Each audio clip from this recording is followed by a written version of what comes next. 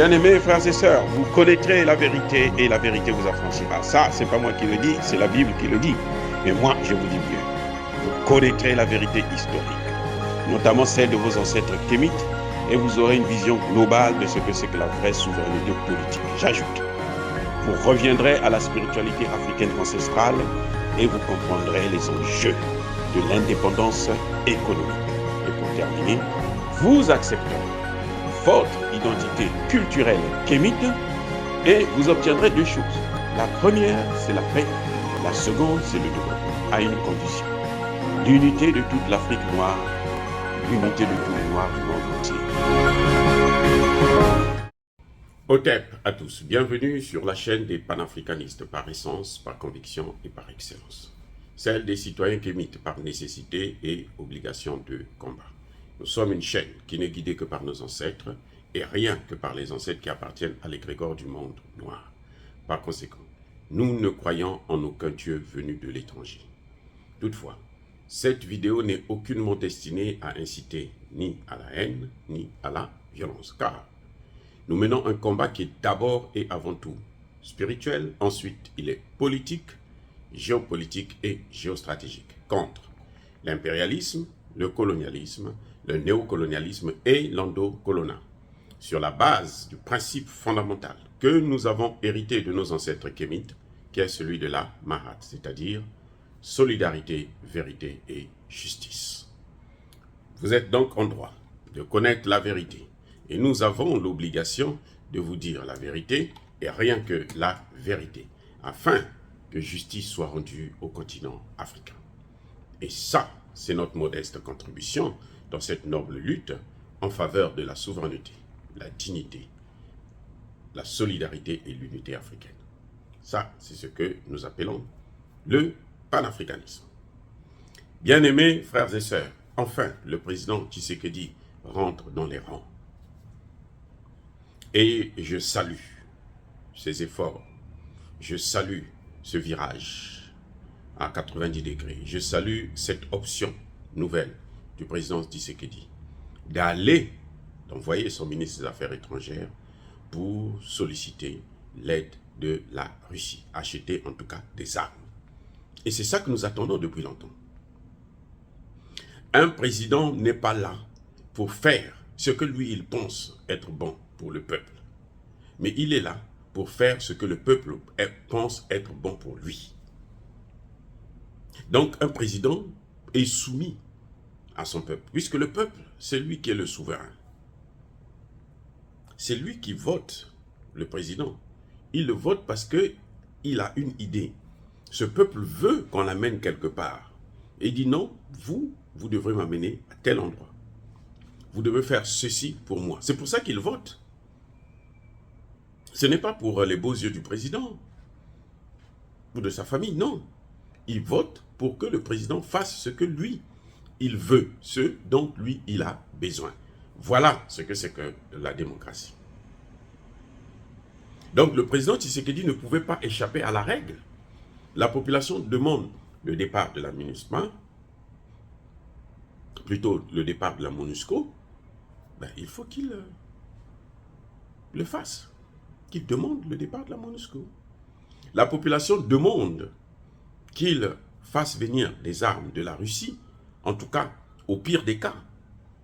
Sinon qu'il ait des accords de coopération avec la Russie, comme le Mali là, et comme, comment vous les appelez, le Centrafrique l'a fait. C'est tout, c'est aussi simple que ça. Lui, il cherche à contourner, il va signer des accords avec des pays alentours, avec le Rwanda, avec le Burundi, avec... c'est pas mauvais. Mais le plus important, c'est que l'armée congolaise doit elle-même monter en puissance. Et pour cela, ce n'est pas des petites armées comme celles de la Tanzanie, du Burundi et autres qui pourront faire l'affaire. Ce qui est à la mode aujourd'hui, ce qui est essentiel, c'est l'armée russe. Appelez les Russes, allez-y acheter des armes auprès des Russes. Les Russes, au moins, ne sont pas comme les Français, les Américains, ceux qui vous vendent que des armes obsolètes. Ou bien parfois, surtout les Français, ils sont pires que ça. C'est-à-dire que vous donnez l'argent, ils prennent l'argent, ils dépensent leur argent, et puis ils ne vous donnent pas le produit. Ou quand ils vous envoient le produit, c'est un produit pourri, un produit désuet, c'est un produit en carton. Il en fait au Mali, il en fait au Centrafrique, il en fait partout. C'est pour ça que vous avez constaté que 60 ans après les indépendances, on n'a toujours pas désarmé. 60 ans après les indépendances, on n'a pas d'armée. On est avec les Français, on est avec les Belges, on est avec les Américains, on est avec les Portugais, les Italiens et autres. Mais 60 ans après, 60 ans après, on n'a toujours pas une armée digne de ce nom qui peut faire face à des djihadistes. Oui, vous allez me dire que les djihadistes sont alimentés, sont soutenus, sont équipés par l'Occident. C'est vrai. Et ça, aujourd'hui, le Mali vient de le prouver à travers cette plainte qu'elle a apportée au niveau de, qu'elle a déposée au niveau du Conseil de sécurité de l'ONU. Mais nous restons toujours, malgré cela, des armées.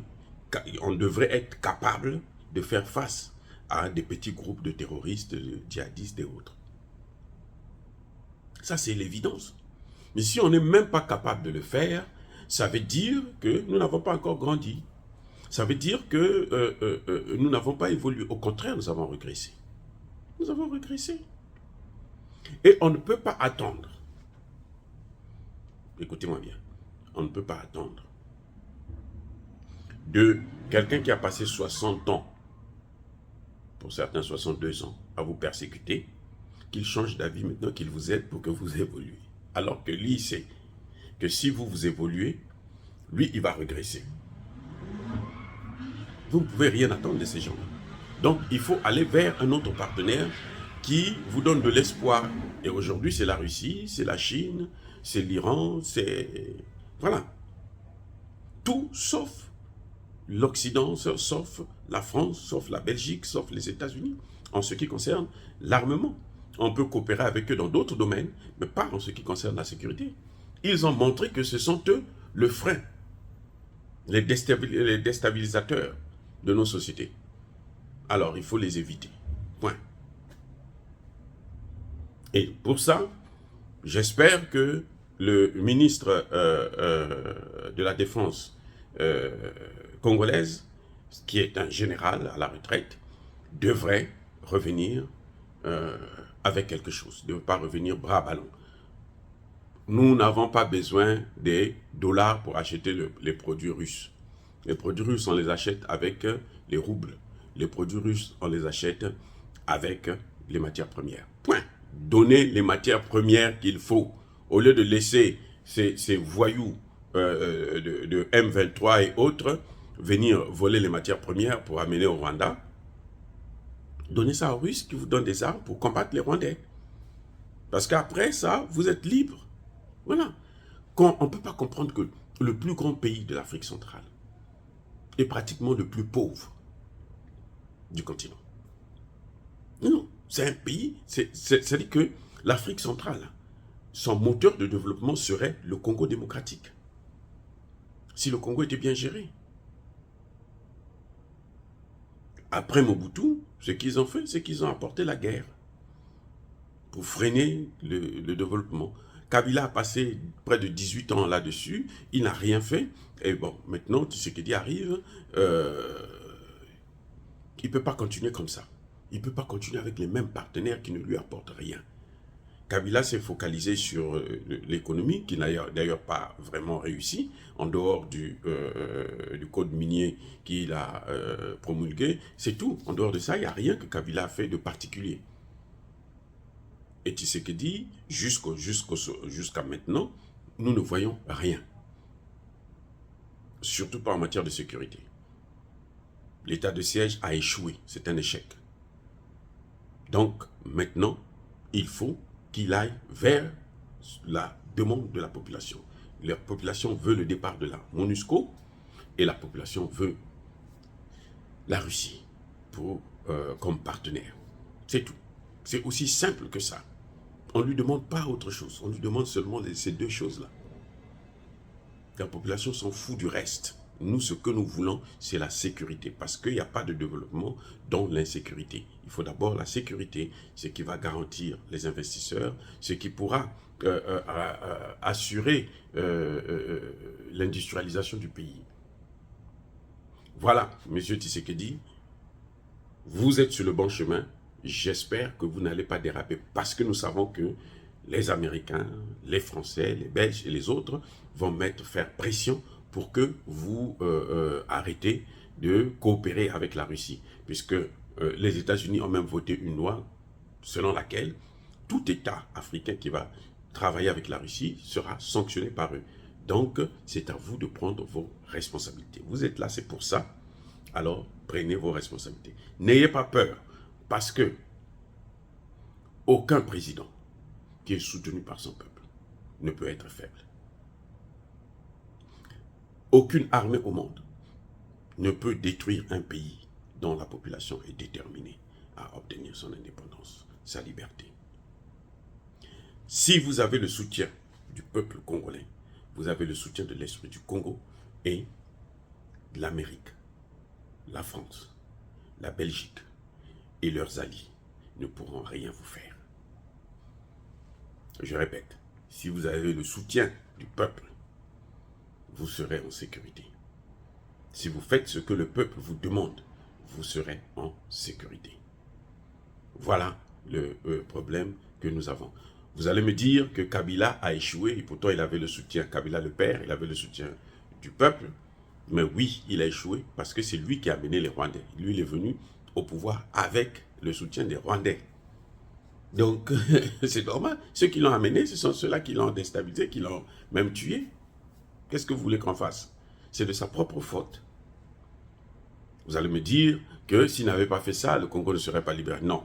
Les Congolais étaient déterminés à faire partir Mobutu, qu'on le veuille ou non. On n'avait pas besoin des forces étrangères. C'est pour ça qu'il faut toujours éviter de faire venir des étrangers pour faire le travail à votre place.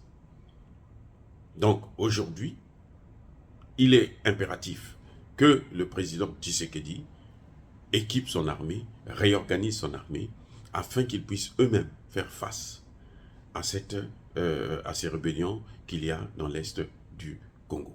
Voilà, bien-aimés frères et sœurs, soyez bénis par le Dieu des Kémites, j'ai dit et j'assume.